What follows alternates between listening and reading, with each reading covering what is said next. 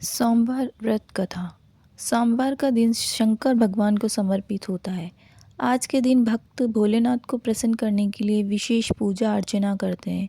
कुछ लोग आज के दिन व्रत भी रखते हैं ताकि शिव की विशेष कृपा प्राप्त की जा सके। बाबा भोलेनाथ के आशीर्वाद के लिए आप भी सोमवार का व्रत कर रहे हैं तो शिव व्रत कथा को पढ़कर या सुनकर इस उपवास को पूरा करें। तो आइए सुनते हैं सोमवार व्रत की कथा। एक समय की बात है, किसी नगर में एक साहूकार रहता था। उसके घर में धन की कोई कमी नहीं थी, लेकिन उसकी कोई संतान नहीं थी। इस कारण वह बहुत दुखी था। पुत्र प्राप्ति के लिए वह प्रत्येक सोमवार व्रत रखता था और पूरी श्रद्धा के साथ शिव मंदिर जाकर भगवान शिव और पार्वती जी की पूजा करता था। उसकी भक्ति देखकर एक दिन माँ पार्वती प्रसन्न हो गई और भगवान शिव से उस साहूकार की मनोकामना पूर्ण करने का आग्रह किया। पार्वती जी की इच्छा सुनकर भगवान शिव ने कहा कि हे पार्वती, इस संसार में हर प्राणी को उसके कर्मों का फल मिलता है और जिसके भाग्य में जो हो उसे भोगना ही पड़ता है। लेकिन पार्वती जी ने साहूकार की भक्ति का मान रखने के लिए उसकी मनोकामना पूर्ण करने की इच्छा जताई। माता पार्वती के आग्रह पर शिवजी ने साहूकार को पुत्र प्राप्ति का वरदान तो दिया, लेकिन साथ ही ये भी कहा कि उसके बालक की आयु केवल 12 वर्ष होगी। माता पार्वती और भगवान शिव की बातचीत को साहूकार सुन रहा था। उसे ना तो इस बात की खुशी थी और ना ही दुख। वह पहले की भांति शिवजी की पूजा करता रहा। कुछ समय के बाद साहूकार के घर एक पुत्र का जन्म हुआ। जब वह बालक 11 वर्ष का हुआ तो उसे पढ़ने के लिए काशी भेज दिया गया। साहूकार ने पुत्र के मामा को बुलाकर उसे बहुत सारा धन दिया और कहा कि तुम इस बालक को काशी विद्या प्राप्ति के लिए ले जाओ और मार्ग में यज्ञ कराना। जहाँ भी यज्ञ कराओ वहाँ ब्राह्मणों को भोजन कराते और दक्षिणा देते हुए जाना। दोनों मामा भांजे इसी तरह यज्ञ कराते और ब्राह्मणों को दान दक्षिणा देते काशी की ओर चल पड़े। रात में एक नगर पड़ा। वहाँ नगर के राजा की कन्या का विवाह था, लेकिन जिस राजकुमार से उसका विवाह होने वाला था वह एक आँख से काना था। राजकुमार के पिता ने अपने पुत्र के काना होने की बात को छुपाने के लिए एक चाल सोची। साहूकार के पुत्र को देखकर उसके मन में एक विचार आया।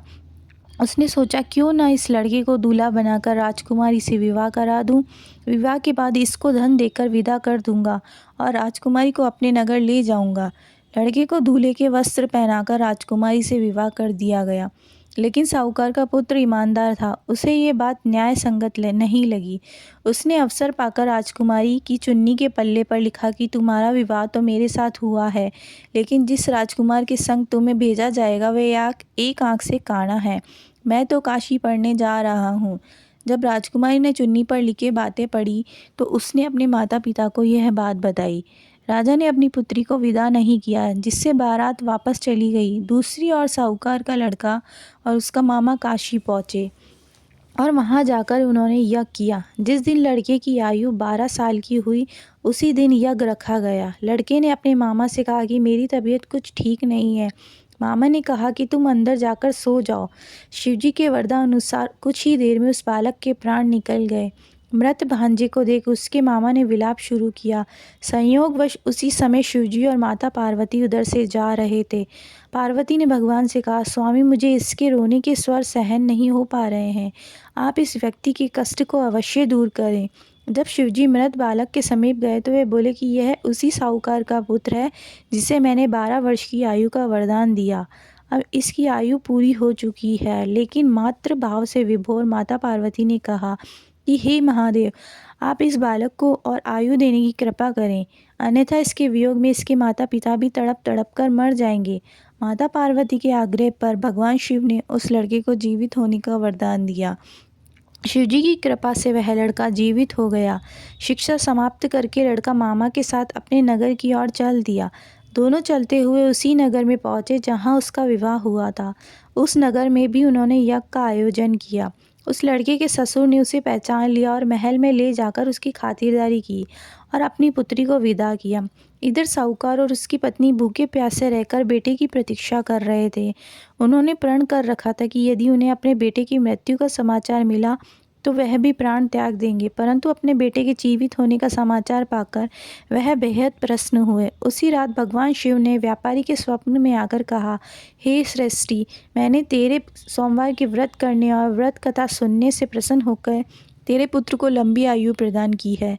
इसी प्रकार जो कोई सोमवार व्रत करता है या कथा सुनता है और पढ़ता है, उसके सभी दुख दूर होते हैं और समस्त मनोकामनाएं पूर्ण होती है। हे भोलेनाथ, इस कहानी को कहने, सुनने और हुकार भरने वाले सब पर अपनी कृपा बनाए रखना।